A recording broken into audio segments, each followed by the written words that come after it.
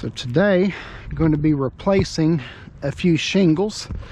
Homeowner developed a leak right under this spot, and so coming up to do the inspection, could see, pretty hard to tell, but there's a slight tear in that shingle right there.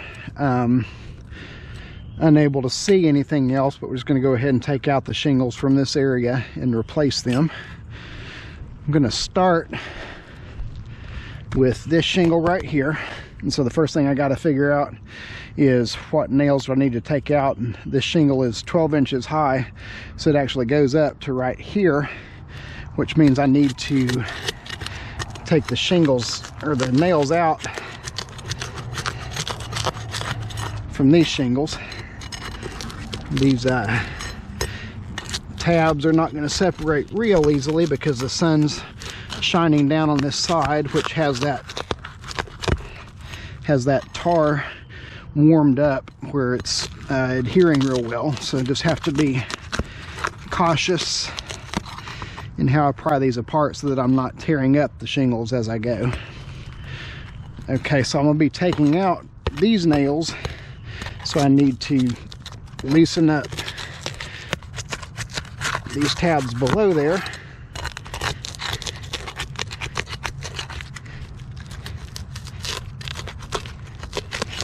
By the way, this job would be literally probably impossible without this nail bar.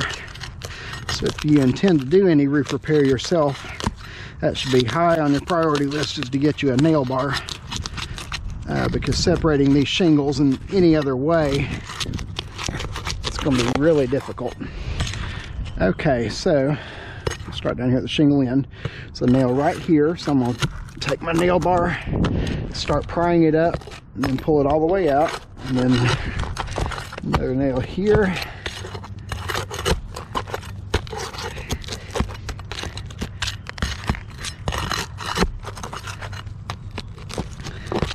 Okay, so again, this is the shingle taken out, so I don't need to go down here because this shingle ends right there. Okay, so now I need to actually loosen up this shingle that I'm going to take out.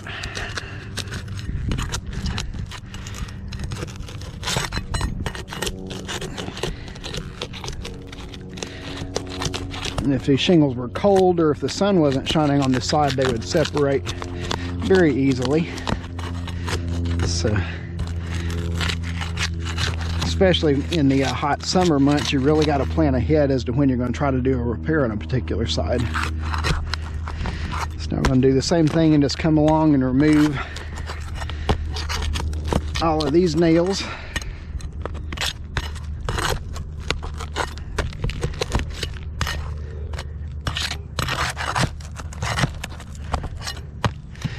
Now, theoretically, this shingle should just slide right out. And something catching, which probably means there's a nail put in a non-standard position somewhere. Actually, they have a rubber product that's going along the chimney that has a real sticky surface to it. That was what was catching it. Every now and then somebody will nail up high on the shingle, and so you just have to dig under there to find all of those nails.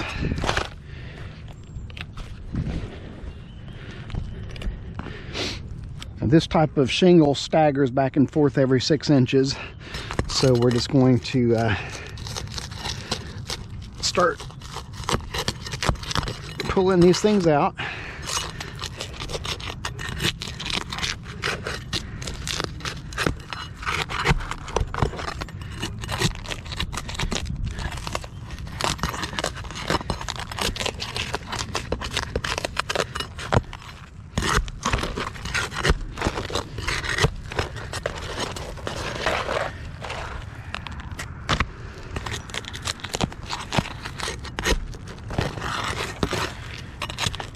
And since these shingles are being thrown away, you don't have to be really cautious with them. Up here where, you know, not taking these shingles out, it's trying real hard not to tear anything. But so since these are being thrown out, not as critical. No. over here on the edge where this shingle's going to stay. You still have to be careful with it.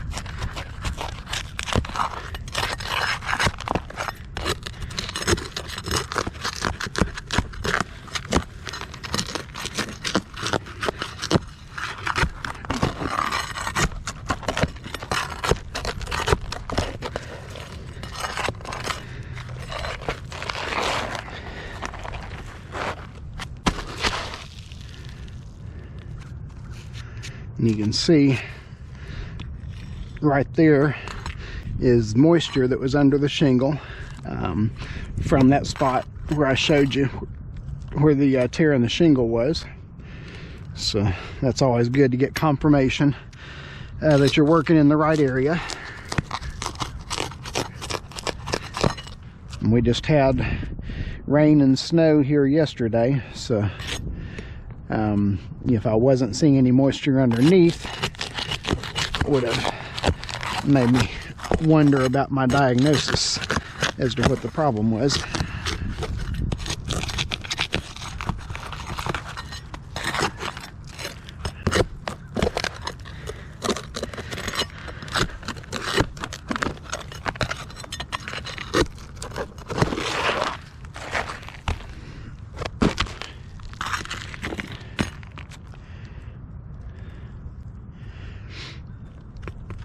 So I just want to check over here to make sure there's not some kind of spot over here where the water could be coming in and actually coming sideways over to here.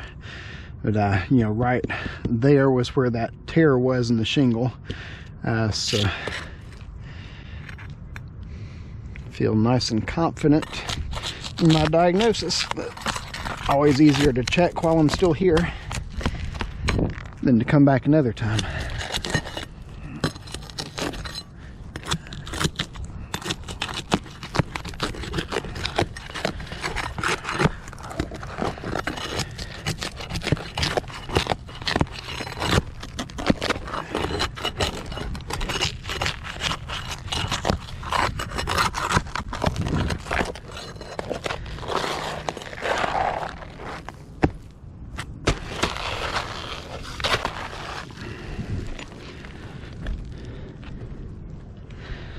So even though I'm already past the spot where the problem was, I'm still going to take off probably about 3 more shingles, just so I can then take the felt off, make sure that none of the wood decking has been affected by the leak. The leak was very small and just recently started, so I don't expect to find any structural problems with the roof deck, but want to double check to make sure of that.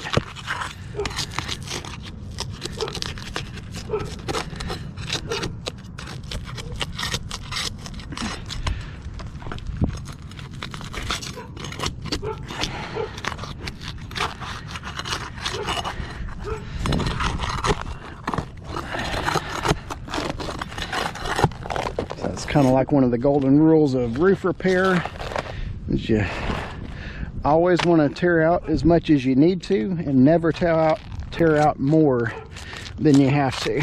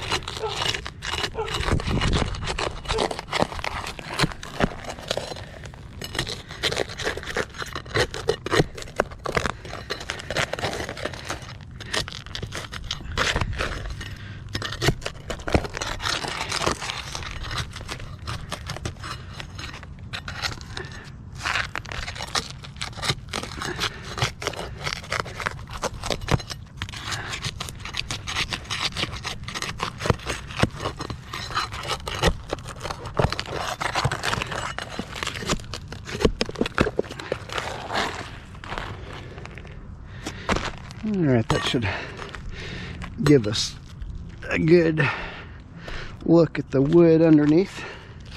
So I'm just going to cut this back where we can lift it up and take a look.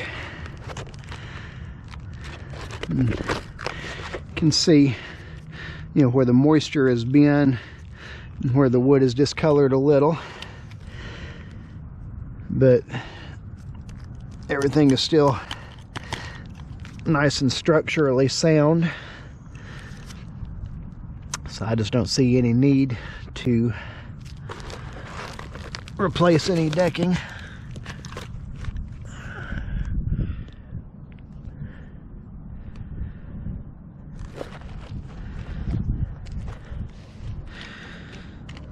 So if this was, you know, the full width of the board, had absorbed moisture and, you know, was soft to the touch or anything like that, then you'd want to definitely think about changing it out. But I think we're in good shape there. So we'll get rid of this trash so that it's out of the way while we put things back together.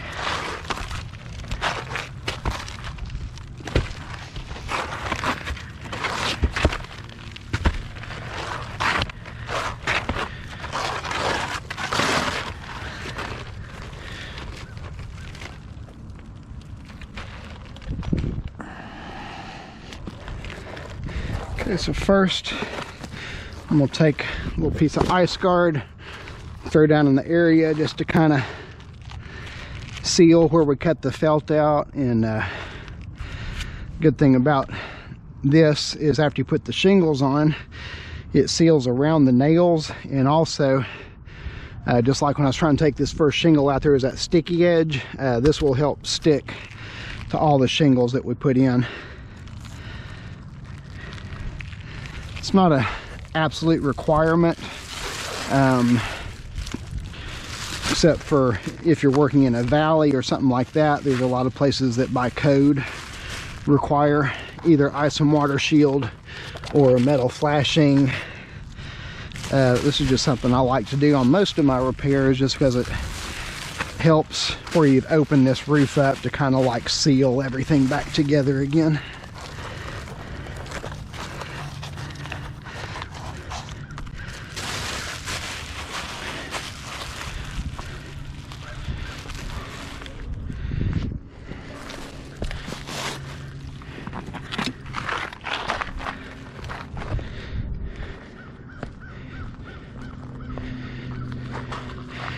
Putting these shingles back in today, I'm using a much smaller nail than usual. It's still a roofing nail, but it's only 7/8 inch in length. Normally I use 1¼ inch nails for everything that I do, unless it's like a specialty shingle that requires a longer nail. But I'm going to be using these because the ceiling underneath is an exposed tongue and groove ceiling. And so we want to make sure we're not putting any kind of distress on that wood where it would show up inside. And so for these 3-tab shingles, a 7/8 inch nail is still up to code. For an architectural, you'd have to use probably a 1-inch nail, even though they really call for an 1¼ inch minimum. It's been a long time since I've used a 7/8 inch nail. Let's see how many times I hit my fingers while I do this today. Okay, in nailing a 3-tab shingle, you want 4 nails in each shingle. These are called eyelets, and so you're going to go above each eyelet, and then on the ends it forms an eyelet, and so you're going to go 1 inch in from the edge of the shingle on each end of the shingle as well. And you want to go just below the tar line. A lot of people actually nail into the tar line, which is incorrect, because you want that tar line to be undisturbed, because that's what the shingle above it that goes above it will actually seal to. And so you can see here they nailed into the tar line, and so that's an incorrect nail placement. And you can see I'll lift it up under that shingle in order to get down to this end. on that shingle, because you do want those 4 shingles. And this is being done in Georgia, where there's not any kind of code requirement for the high wind. Some places you have to put 6 nails, and so make sure that you're aware of your local requirements. We rarely ever get winds of more than probably 60 miles an hour here in Georgia, except for every great once in a while when a hurricane will retain strength all the way up to here. And so the 4 nails per shingle are what's called for here. And yes, these little bitty nails are a little more difficult to get placed into my fingers correctly.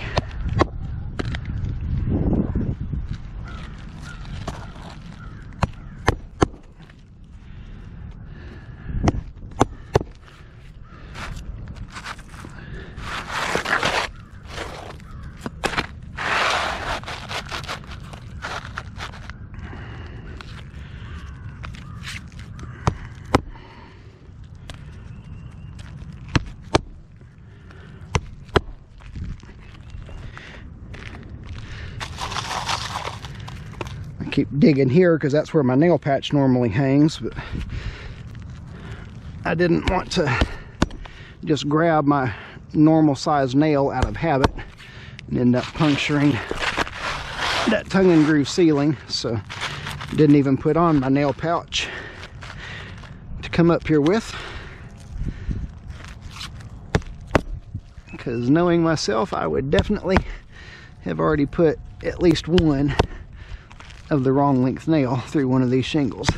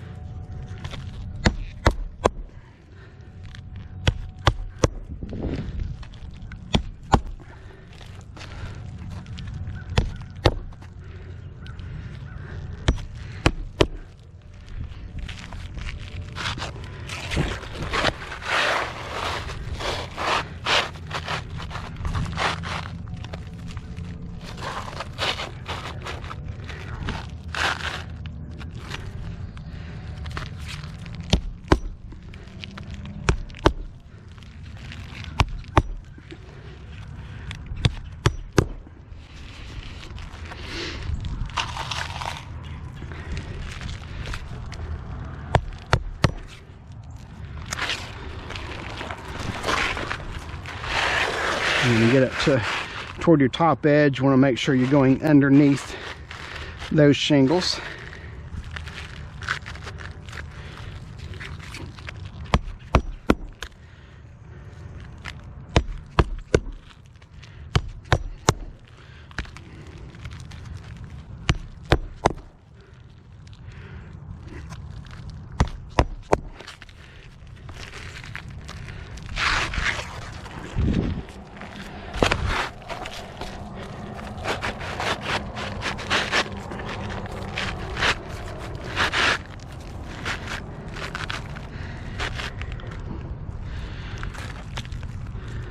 And so now we need to not only lift up these tabs to nail the shingle we just put in,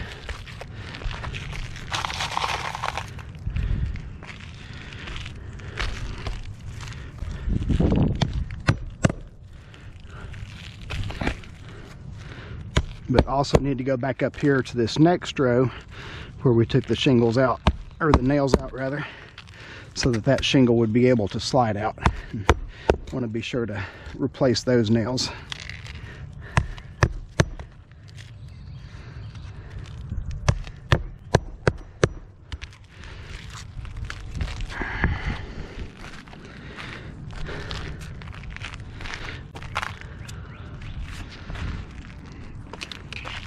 And so then the last step will be to come to this row up here where it's old shingles still, and to put some caulking along here, because that tar line is not going to seal back down normally, and we don't want those shingles to be able to be lifted up by wind. And so just going to put a little bead of caulking along each of those 3 tabs to adhere them back down.